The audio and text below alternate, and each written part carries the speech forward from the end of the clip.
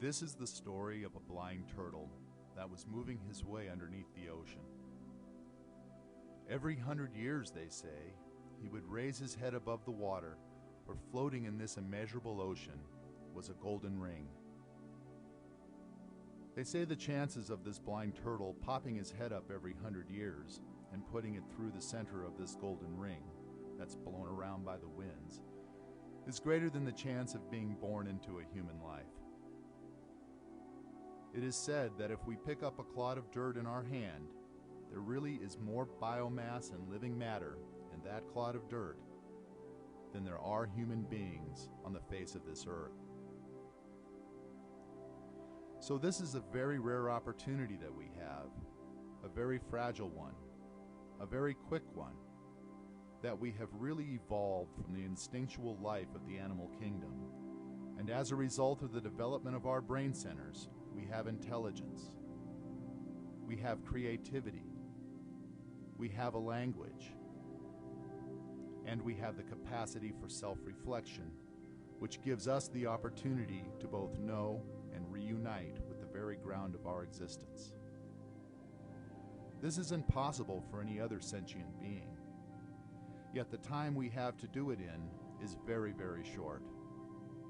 It is very urgent to use this rare opportunity. There is also the story where someone is dropped off at the beginning of his or her life on a treasure island all full of gems. At the end of his or her life, they leave empty-handed, not able to see any one of the gems that were right there beneath their feet, as they are right now beneath our feet. And what are these gems? These gems are the capacities and qualities that come to us once we have been able to come to know the source of our being and reunite with it. They are the qualities of wholeness, the qualities of compassion, the qualities of peace, the qualities of unconditional love, and the qualities of joy.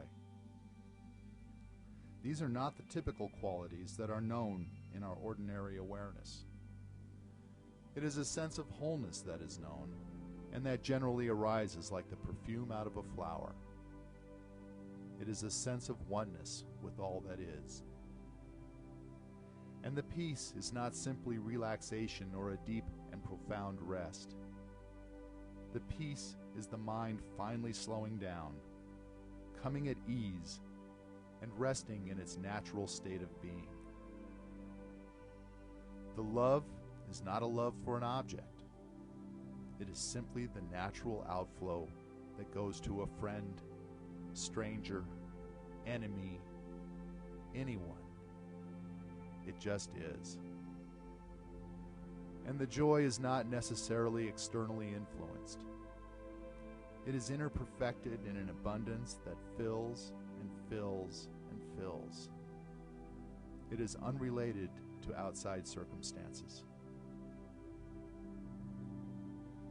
These are the great treasures and gems that are in front of us all of our lives, and few of us actually ever have the eyes to see them. And that is the nature of human flourishing, the nature of possibility of the human condition in this rare, rare form that we have taken as human beings. And this is expressed in the East in the form of the lotus flower, because it is the lotus, after all, that is born in the mud, and yet its beauty remains intact and never lost by the stains of the mud, as it grows and opens itself, unfolding itself into the great light. And finally, there is the story of the fisherman who goes down to the sea every dawn, and one day in his boat, while it is still dark, he finds a bag filled with rocks. He starts throwing them into the water one by one, and as the sun begins to rise, he sees that he has one rock left. It is a diamond. He threw all his diamonds away. He had one left, but most of us have none. It doesn't have to be that way.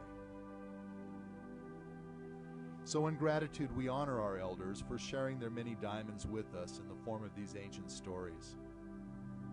May we in turn honor them by rediscovering our own treasures, and through our intentions, share them with all who we may encounter as we journey through this story that we call life.